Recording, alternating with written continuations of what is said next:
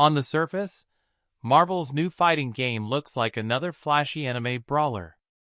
But the way it's structuring teams might be its biggest twist.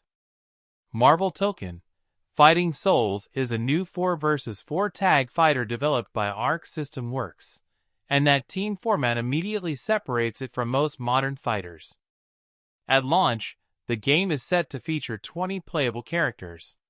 We already know fighters like Captain America, Spider-Man, Storm, and Doctor Doom are in, but the trailers suggest this isn't just a popularity contest.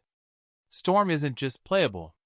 In the story, she steps into a leadership role, rebuilding the X-Men to face a new threat. And that same leadership structure seems to extend across the roster. Captain America feels positioned at the center of an Avenger-style lineup. Spider-Man could anchor a street-level squad. Doctor Doom looks like the head of a villain faction. Ghost Rider likely represents the mystical side of Marvel. Instead of random team building, Token appears to be organizing its roster around identity.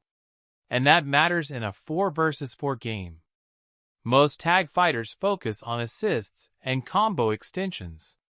Token seems to be designing synergy around faction chemistry too, around who belongs together. If that translates into gameplay, building a team could feel more intentional than just stacking your strongest characters.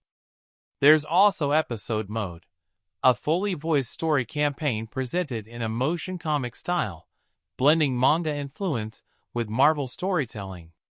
This isn't just arcade ladders and online matches. There's an actual narrative layer tying these teams together. In terms of multiplayer, online lobbies support up to 64 players.